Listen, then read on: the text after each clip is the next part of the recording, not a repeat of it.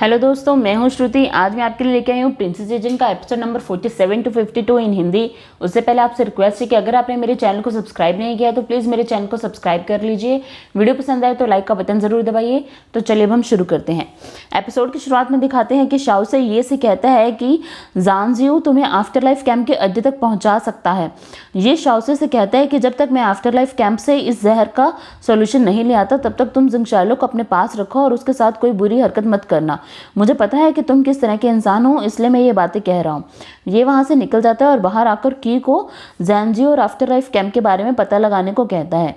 ये का साथी आकर ये को बताता है कि आफ्टर लाइफ कैंप के लोगों को बड़ी ही मुश्किल परीक्षाओं से गुजरना पड़ता है। इन्हें पार करते करते काफ़ी लोग मर ही जाते हैं। ये जो परीक्षा होती है ये 18 लोगों की होती है और इसे सिर्फ 3 लोग ही पार कर सकते हैं। कुछ ही लोग आखिरी पड़ाव तक पहुंचते हैं। ये लोग पैसे के लिए किसी की भी जान ले सकते हैं। काफ़ी कम लोग ही अपने मालिक से मिल पाते हैं। मुझे उस इंसान का पता चल गया है जो हमें वहां तक ले जाएगा। इधर शाओ ने कॉन्ग नाम की एक लड़की को पकड़ा होता है और वो उससे लियोहे के बारे में पूछ रही होती है।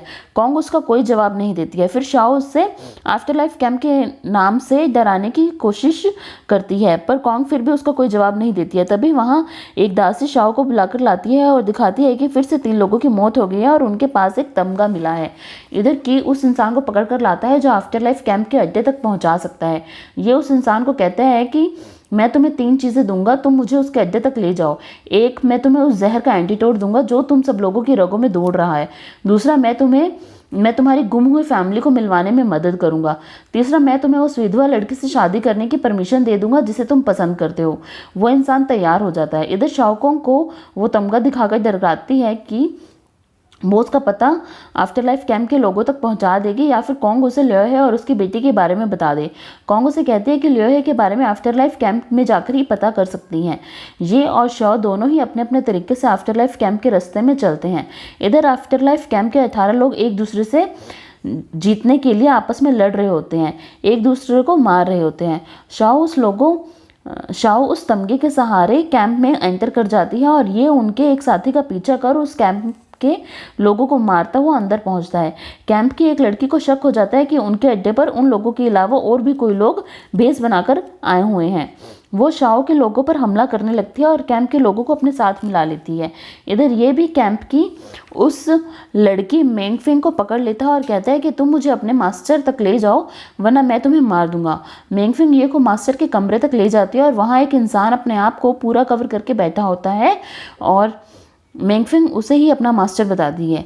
ये उससे लड़ाई करता है और बीच में ही जहर की वजह से उस आदमी की मौत हो जाती है। शाओ भी वहां पहुंचती है। ये को नहीं पता होता कि शाओ लियांग देश की राजकुमारी है। वो उसे भी मेंगफिंग का ही साथी समझता है और मेंगफिंग और उन सबको बाहर इंतजार करने को कहता है। ये शाओ को आफ्टर लाइफ कैंप के सदस्य ही मानता है। मेंगफिंग भी उससे पहचान नहीं पाती क्योंकि आफ्टर लाइफ कैंप के लोग आपस में एक दूसरे को नहीं जानते होते। ये मास्टर के कमरे की तलाशी लेता है और उसे जहर के एंटीडोट मिल जाते हैं। ये बाहर आकर आफ्टर लाइफ कैंप के लोगों को उस जहर का एंटीडोट दे देता है जो उसके मास्टर ने शुरू से उनके शरीर में डाला होता है। वो सब लोग उनका शुक्रिया अदा करते हैं। ये उन सबको आज़ाद कर देता है, पर वो सब ये के साथ ही रहने के लिए रिक्वेस्ट करते हैं, तो ये उन सबको अपने साथ ही रख लेता है। इधर शाओ भी बाद में मास्टर के कमरे में आकर तलाशी लेने लगती है ताकि उसे लियोहे और उसकी बेटी के बारे में कुछ पता चल सके। तभी उन्हें वहाँ एक सुनहरी चीज़ दिखती है जिसे वो उठाकर जाने लगते हैं और रास्ते में ये उन्हें मिलता है। उसे पता चल जाता है कि वो दोनों लियांग देश से हैं। शाओ और ये में लड़ाई होने लगती है। शाओ ये की कमर की बेल्ट तोड़ देती है जिसमें से एक नकली चिड़िया निकलती है। शाओ उसे देखने लगती है और ये तलवार से उसके कंधे पर हमला करता है। शाओ की दूसरे साथी ये पर हमला कर शाओ को वहां से भगाकर ले जाती है। शाओ बाहर आकर उस नकली चिड़िया के बारे में सोचकर रोने लगती है। ये ने जिंगशालो तक पहले ही एंटीडोट पहुंचा दिया होता है। जब वो शाओ से के महल पहुंचता है तो शाओ से उसे बताता है कि जिंगशालो एंटीडोट लेकर ठीक होकर यहाँ से चली गई है अपनी मर्जी से। जैसे ही वो कमरे से बाहर निकलता है जिंगशालो उसके सामने खड़ी होती है। वो उसे गले लगा लेता है। जिंगशालो भी अच्छा फील करती है। वो ये से कहती है कि तुमने मेरे लिए बहुत कुछ कर दिया पर मुझे अब यहाँ से जाना होगा। यानशुन वहाँ अकेला है, पता नहीं वहाँ कैसे से लोगों से उसकी मुलाकात हो रही होगी, उसे मेरी ज़रूरत है। ये सुन ये उसे कस के पकड़कर किस कर लेता है और कहता है कि मुझे भी तुम्हारी ज़रूरत है, क्या तुम्हें ये महसूस नहीं होता है। ये कह वो वहाँ से चला जाता है। तभी शाओसी जिंगशालो के पास आकर उसे बताता है कि कुछ दिनों से एक आदमी महल के बाहर खड़ा है, मुझे लगता है कि वो यानशुन का आदमी है, तुम उसके साथ जा सकती हो। इधर शिली आर्मी के लोग भेस बदलकर होंगशान सिटी में एंटर करते हैं और दूर से अपने परिवार वालों को देखते हैं। उनमें से एक सैनिक को पता चलता है कि उसकी गद्दारी के गम में उसकी माँ इस दुनिया को छोड़कर चलेगी। वो अपनी जान ले लेता है। यानबी के ह्यूआनशिन सिटी के सैनिक शियोली आर्मी के लोगों को बाहर तक लेकर आते हैं और उन्हें गद्दार कहते हैं। शियोली आर्मी का जनरल हेशा उन पर हमला करता है तो वो उसे गद्दार कहकर वहाँ से चले जाते हैं और कहते हैं कि हम इस बात को महाराज तक पहुंचाएंगे और तुम्हें कभी यानबी आने नहीं देंगे। इधर यानशिन और उनके सैनिकों के पास अनाज की कमी होने लगती है तो वो आपस में सोचने लगते हैं कि क्या उन्हें यानबी वापस चले जाना चाहिए या शेंगन की तरफ बढ़ना चाहिए। आपस में बात करते करते वो बहस ही करने लगते हैं। यानशिन गुस्सा करके उन्हें बाहर भेज देता है और फिर वो अपने पिताजी के कॉस्ट्यूम से बात करते हुए कहता है कि यानबी अब वैसा नहीं रहा जैसा पहले था। यानबी का कोई भी इंसान मुझसे मिलने नहीं आया, कोई भी बड़े ऑफिशियल मेरे साथ शेंगन से लड़ने के लिए तैयार नहीं थे। यानबी अब मेरा घर नहीं रहा है, पर मैं शेंगन से हमारा बदला हर हाल में लेकर रहूंगा। इधर महाराज येनके और शेयो को गद्दारों को मारने के आदेश देते हैं, यानी यानशुन को मारने का। शेया अपनी सेना लेकर यानबी की तरफ बढ़ता है और इधर यानशुन मेलिंग गेट पहुंचता है ताकि वो धीरे धीरे शेंगन पहुंच सके। इधर ये भी देश का मैप देखकर अनुमान लगाता है कि चाहे शेया और शे यानबी की तरफ बढ़ रहे हैं पर यानशुन अब यानबी को बचाने वापस नहीं जाएगा, वो सीधा शेंगन पर हमला करेगा। हम सबको शेंगन चलना चाहिए। इधर जिंगशालो जेंग्यू के साथ कहीं निकल जाती है। फेंग मियान भी उसके साथ होता है। शेंग ये देखकर खुश हो जाता है कि शुक्र है ये लड़की जिंगशालो यहाँ से जा रही है। इधर महाराज अपने बेटे को बताते हैं कि उन्होंने अपनी 2 लाख सैनिकों की सेना को जेंग्यू और शेयो के साथ भेज दी है ताकि वो यानबी पर हमला कर सकें। शियान कहता है कि फिर तो शेंगन में अब सेना बल बहुत कम है, हम सैनिकों को यहाँ इकट्ठा करना होगा, कहीं शेंगन पर कोई खतरा ना आ जाए। तभी एक सैनिक शियांग तक ये का पत्र भेजता है कि यानशुन जल्दी ही शेंगन पर हमला कर सकता है। इधर फेंगमियान जिंगशालो को बताता है कि यानशुन ने आपकी ड्यूटी लैन सिटी पर लगा दी है, पर वी की सेना जल्दी ही ह्यूआन सिटी पर हमला कर देगी। यानशुन को अब ह्यूआन सिटी से कोई लगाव नहीं रहा है, इसलिए उन्होंने उसे वैसे ही छोड़ दिया है। जिंगशालो ह्यूआन सिटी वापस जाने की तैयारी करती है। इधर ये को शियांग का पत्थर मिलता है जिससे वो सभी सैनिकों को शेंगन पहुंचने का आदेश देता है। ये सभी सैनिकों को शेंगन भेजने का आदेश दे देता है। इधर शिली आर्मी के लोग अपने जनरल से कहते हैं कि हमें जिंगशालो से बात करनी चाहिए, वो ही यानशुन से हम बात करके हमें यानबी अंदर जाने की अनुमति दिलवा सकती है। हेशाओ कहता है कि मैं नहीं चाहता कि हमारी वजह से यानशुन और जिंगशालो के आपस में कोई तनाव पैदा हो। वो सैनिकों से बताता है कि ह्यूआनशिंग सिटी खतरे में है, यानशुन ने अपने सेना बल को वहां से हटा दिया है, वी सेना कभी भी हमला कर सकती है। हेशाओ अपनी आर्मी को ह्यूआनशिंग सिटी चलने को कहता है। तभी वहां जिंगशालो पहुंचती है और पूछती है कि तुम यानबी में होकर भी ह्यूआनशिंग सिटी के अंदर क्यों नहीं जा रहे हो। हेशाओ कहता है कि क्या आपको नहीं पता है हम अंदर क्यों नहीं जा रहे हैं, क्योंकि हमें अंदर नहीं जाने दिया जा रहा है। जिंगशालो से कहते हैं कि ह्यूआन सिटी को बचाने के लिए मुझे तुम्हारी ज़रूरत है। हेशाओ खुशी खुशी जिंगशालो के साथ चलने को तैयार हो जाता है। इधर शुनेज कमांडर तैली को चुराकर महल से निकल जाती है। सॉन्ग ये बात महारानी को बताता है तो महारानी बहुत नाराज़ होती है और कहती है कि राजकुमार ने बहुत ही बड़ा अपराध किया है। इधर शुनेज शुयो से मिलने पहुंचती है और कमांडर तैली दिखाती है। शुयो से कहते हैं कि तुम ये क्या कर रही हो, ये तुम अपने लिए खुद के लिए मुश्किलें बढ़ा रही हो। शनेर कहती है कि मेरी ज़िंदगी का मकसद अब सिर्फ बदला लेना है, मैं चाहती हूँ कि तुम ह्यूआन सिटी पर कब्जा कर लो और इससे भी शेंगन को मदद ही मिलेगी। शुये कहता है कि तुम एक ऐसे इंसान हो जिसे मैं ज़िंदगी में कभी भी किसी चीज़ के लिए मना नहीं कर सकता हूँ। इधर जिंगशालो हेशा और शिली आर्मी के साथ ह्यूआन सिटी के गेट पर पहुंचते हैं और गेट खोलने को कहते हैं। वहाँ पर कुछ लोग नॉर्मल पब्लिक के भी होते हैं जो अंदर जाने के लिए गेट खोलने की गुहार करते हैं, पर यानबी के सैनिक शैन के कहने पर उन्हें जासूस समझते हैं और आगे न आने का आदेश देते हैं। जिंगशालो अंदर जाने लगती है तो सैनिक तीर चलाकर हमला करते हैं। शिली आर्मी जिंगशालो को कवर करके उसे बचा लेती है। फेंग मियान आकर शेंगन को रोकने को बोलता है। शेन अपने सैनिकों को जिंगशालो को मारने का आदेश दे देता है। सैनिक जिंगशालो को धोखेबाजी से मारने के लिए गेट खोल देते हैं ताकि जैसे जिंगशालो अंदर आए सैनिक उसे मार दें। जिंगशालो अंदर आने ही वाली होती है कि फेंगमियान सभी सैनिकों से लड़ता हुआ तलवार खाता हुआ जिंगशालो को ऊपर छत से कहता है कि तुम अंदर मत आना, ये तुम्हें मार देंगे, ये इनकी चाल है। ये कहकर फेंगमियान छत से गिर जाता है। जिंगशालो वहीं रुक जाती है। तभी एक सैनिक शेन को बताता है कि वी की सेना नजदीक आ गई है। शेन कहता है कि अपने सारे सैनिकों को इकट्ठा करो और खुफिया रास्ते से ह्युआन सिटी से यहाँ से निकल जाओ। तभी जिंगशालो की साथी भी आकर जिंगशालो को बताती है कि वी की सेना नजदीक आ गई है। जिंगशालो उन्हें कहती है कि तुम किसी भी तरीके से ह्युआन सिटी के अंदर जाओ और दरवाजा खोलो। एजिंग आकर यानशिन को बताता है कि वी की सेना ह्युआन सिटी के पास पहुंच गई है, कभी भी हमला कर सकती है। यानशिन कहते हैं कि हम मेलिन के सैनिकों पर हमला कर के 2 दिन में शेंगेन पहुंच जाएंगे। वहां से महाराज को खत्म कर शेंगेन पर कब्जा कर लेंगे। यानबी के लोगों ने हमारा सम्मान नहीं किया है, कोई भी आज तक मेरे पिता की कब्र पर भी नहीं गया। यानबी अब हमारा घर नहीं रहा है। एजिंग कहते हैं कि जिंगशालो भी ह्युआन सिटी में है। यानशिन कहते हैं कि मैंने ज़ेंजियू को यह आदेश दे दिया है कि वो जिंगशालो को लेकर लैंड सिटी पहुंच जाए। इधर जिंगशालो के साथ ही एक सैनिक के गले पर तलवार रख ह्युआन सिटी का गेट खुलवा लेती है। जिंगशालो और शिलिया आर्मी अंदर एंटर करती है। तभी वी की सेना भी गेट के बाहर पहुंच जाती है और तीर चलाकर अंदर पूरे ह्युआन सिटी में छोटी छोटी जगह आग लगा देती है। जिंगशालो वहाँ के लोगों को खुद पर और शिलिया आर्मी पर भरोसा करने को कहती है। शिलिया आर्मी और वहाँ के लोग रातों रात बहुत सारे हथियार और बचने के लिए जाल बना लेती हैं। जिंगशालो शिलिया आर्मी के लोगों को कहती है कि हमें कैसे भी 7 दिनों तक इस जंग को झेलना होगा। मुझे भरोसा है यानशिन 7 दिनों में यहाँ पहुंचकर हमारी मदद करेगा। इधर जेकी हेशाओ को कहता है कि मैं चाहता हूँ कि ये जंग जल्दी ही खत्म हो जाए और हम जिंदा बच जाएं और यानशिन हमारे ऊपर से गद्दार का ये टैग हटा दे और हम सम्मान पूर्वक अपने परिवार वालों से मिल सकें। 3 साल बाद अगली सुबह होती है। जिंगशालो के साथ ही वी की सेना के बड़े बड़े हथियार गिरा देती है, पहाड़ों से चट्टानों को गिराकर।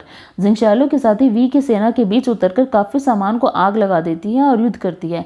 वी की सेना आगे बढ़कर तीर चलाती है। जिंगशालो और शिलिया आर्मी छत पर खड़े होकर आग वाले तीर चलाते हैं और आग वाली बमबारी करते हैं। वी की काफी सेना खत्म हो जाती है। फिर जिंगशालो शिलिया आर्मी के साथ घोड़ों पर सवार हो मैदान में उतरती है।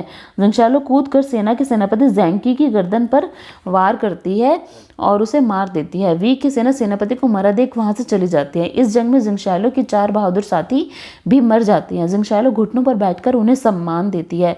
जिंगशालो फिर प्रजा से कहती है कि वी की सेना फिर वापस आएगी, हमें अपनी पूरी तैयारी करनी होगी। जब तक यानशिन यहाँ वापस नहीं आ जाता तब तक आप सबको मेरी बात ही माननी होगी और शिलिया आर्मी पर पूरा भरोसा रखना होगा। आर्मी और प्रजा सब मिलकर हथियार बनाते हैं। जिंगशालो ये देखकर सोचती है कि माना आज की जंग हम किसी तरह जीत गए, पर क्या हम 7 दिन तक ये जीत पाएंगे? क्या यानशिन 7 दिन में यहाँ तक आ जाएगा? वो सोचते सोचते बांसुरी बजाती है और उसकी आंखों से आंसू आने लगते हैं।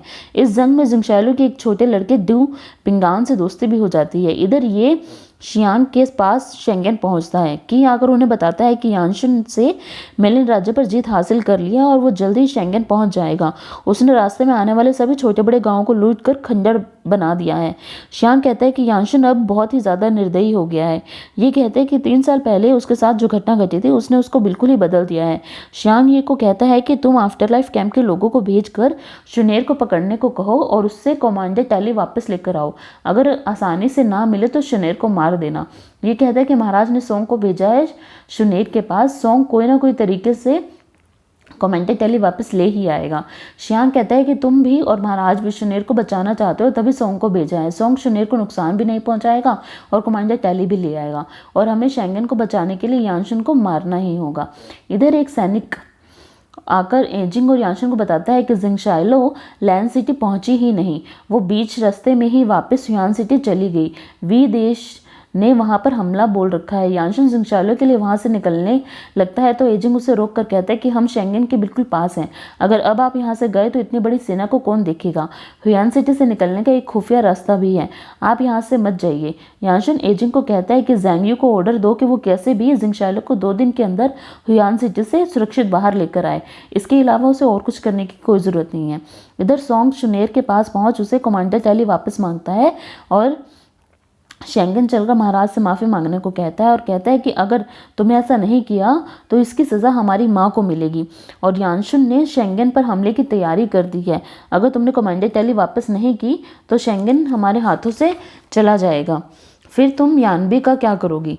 शुनेर कहते हैं कि मैं अंत तक पहुंचकर वापस नहीं जाऊंगी, मैं जिंगशालो को ख़त्म करके ही यहाँ से जाऊंगी, बस एक दिन और दो मुझे, मैं यानबी पर कब्जा करके वापस आऊंगी। ये कह वो सैनिकों को बुलाकर सोंग को वापस भेजने को कहती है। सोंग वापस चला जाता है। इधर की म्यार को ढकता है और ये से कहता है कि म्यार को हमारे साथ रहना सही नहीं है। ये कहता है कि इसने बहुत बड़ी बड़ी लड़ाइयाँ अपनी आंखों से देखी हैं और खुद को चालाकी से बचाया है, इसे जंग से नहीं बल्कि अकेले रहने से डर लगता है। तभी एक साथी वहां आकर ये को बताता है कि हमें यानशुन के कबीले की जगह पता चल गई है, आप कुछ आदेश दें। ये कहता है कि अभी नहीं कुछ करना जब तक मैं कोई आदेश ना दूं। इधर जेंग्यू अपने सैनिकों को भेज जिंगशालो को खुफिया रस्से से बाहर बुलाती है और अपने साथ चलने को कहती है। जिंगशालो जेंग्यू को कहती है कि तुम और यानशुन हमारी मदद क्यों नहीं कर रहे हो, यहाँ लाखों लोग फंसे हैं।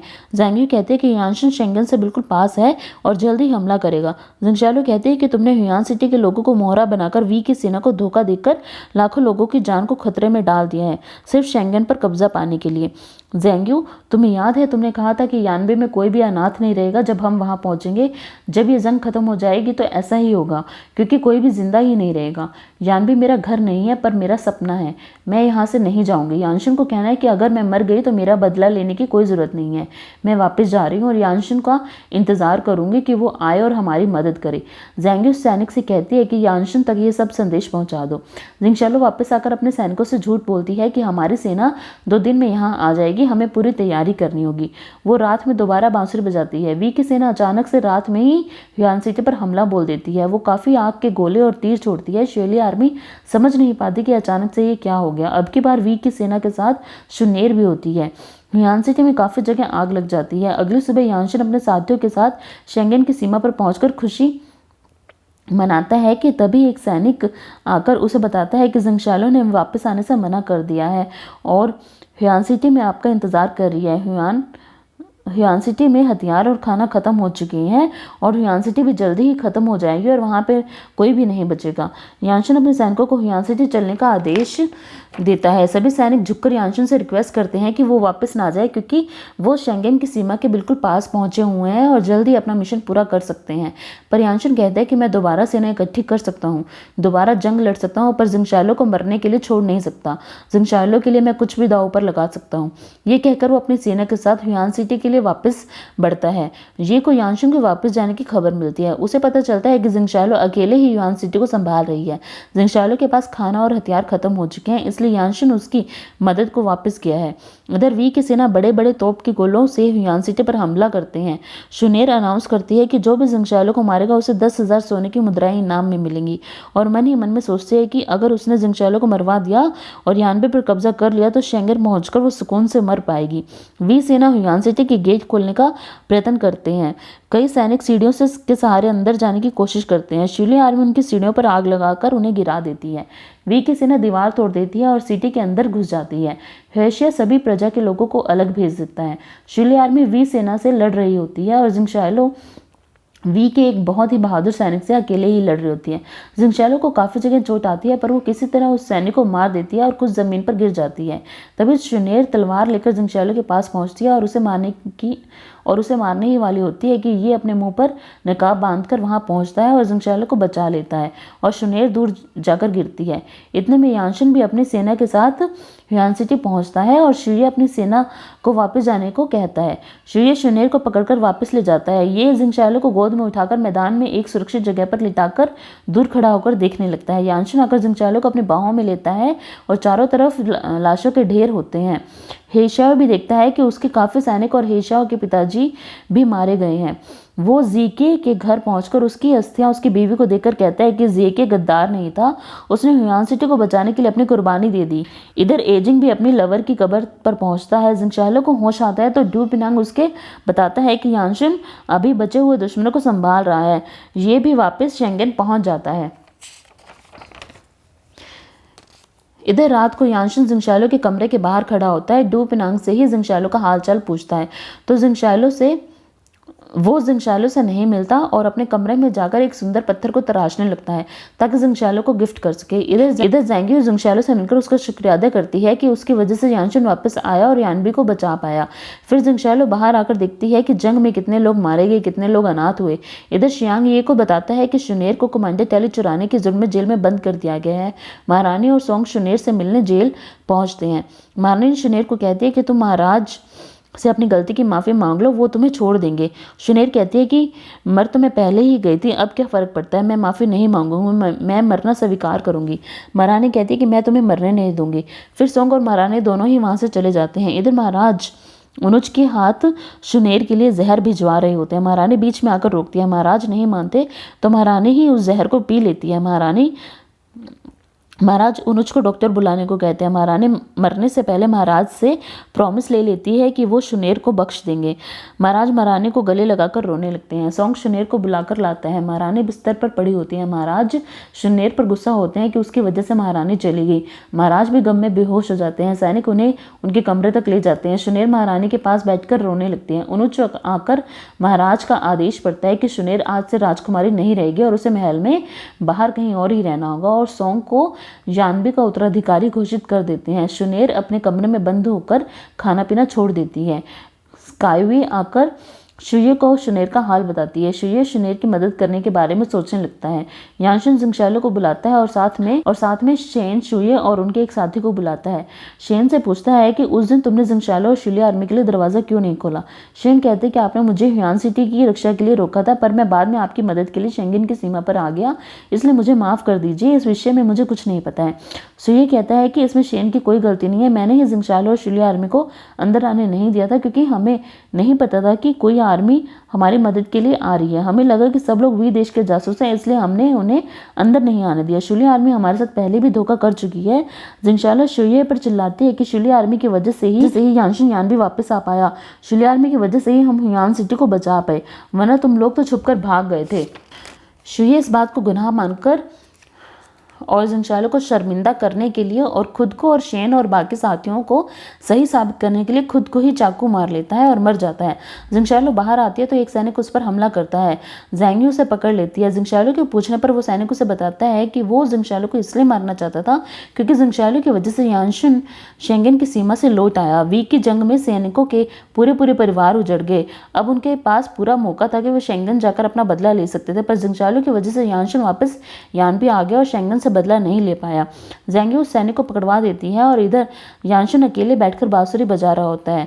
जिंगशालो दूर से घोड़े पर बैठकर यानशुन को देख रही होती है और मन ही मन में सोच रही होती है कि यानशुन, तुमने मेरे लिए बहुत कुछ किया, तुम मुझे बचाने के लिए शेंगन की सीमा तक छोड़कर यहाँ आ गए, पर अब यहाँ के लोग मुझे पसंद नहीं करते हैं। मेरा और उनका नज़रिया बहुत अलग है। इधर शुनेर से मिलने महारानी की दासी वेंशन आती है और वो उसे एक कपड़ा भिजवाती है जो कि महारानी ने शुनेर की सलामती के लिए पूजा के लिए तैयार किया था। वेंशन के कहने पर शुनेर थोड़ा अपने आप को संभालती है और अपने दासी को अपना मतलब शुनेर का मुँह धोने के लिए कहती है। इधर ये भी अपनी आंखों पर पट्टी बांधकर मार्शल आर्ट्स की प्रैक्टिस कर रहा होता है। वो अच्छे तरीके से अपने प्रैक्टिस में सफल होता है। तभी उसके दादाजी तालीब जाते हुए और उसकी तारीफ करते हुए वहाँ आते हैं।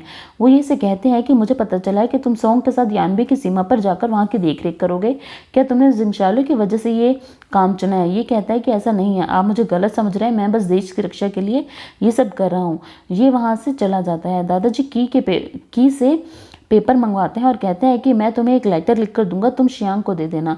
की पेपर लेने चला जाता है। तभी दादाजी के हाथ से एक लक्कड़ का टुकड़ा गिर जाता है, जिसे देखकर दादाजी कहते हैं ये तो अपशगुन हो गया, क्या ये पर कोई बुरा साया है, क्या ये किसी खतरे में हो सकता है, इधर क्या ये के साथ कुछ बुरा होने वाला है।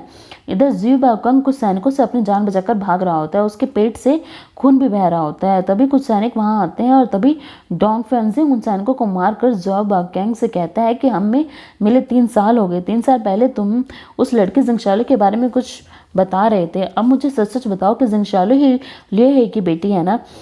बाओकिंग अनजान बनने की कोशिश करता है और कहता है कि मुझे नहीं पता कि लिये की बेटी कौन है। डेंग फेंजी कहता है कि मुझे उसे पकड़ना डेंग फेंजी कहता है कि मैंने उसे पकड़ना चाहा था, पर यानशुन उसे यान भी ले गया। वो कोई साधारण लड़की नहीं है, उसका नाम शू क्या है। उसका मतलब लियो है ने किसी शू नाम के इंसान से शादी की थी। बाओकिंग कहता है कि तुम एक बहुत ही डरपोक इंसान हो, तुम सिर्फ विंड और क्लाउड डिक्री के बारे में जानना चाहते हो। तुम्हें डर है कि उसकी बात पूरी होने से पहले ही डेंगपेंजी बाओकेंग का गला काटकर वहां से चला जाता है। बाओकेंग पर अभी मरा नहीं होता है। इधर दिखाते हैं कि सॉन्ग और ये अपने कुछ सैनिकों के साथ यानबी की तरफ बढ़ रहे होते हैं। रास्ते में अचानक एक सैनिक बेहोश होकर मर जाता है। सॉन्ग उसकी लाश को अपनी घोड़ा गाड़ी में ही रखवा लेता है और एपिसोड यहीं खत्म हो जाता है। दोस्तों, अगर आपको वीडियो पसंद आई हो तो प्लीज़ लाइक का बटन दबाइएगा, मेरे चैनल को सब्सक्राइब कीजिएगा। Thank you very much.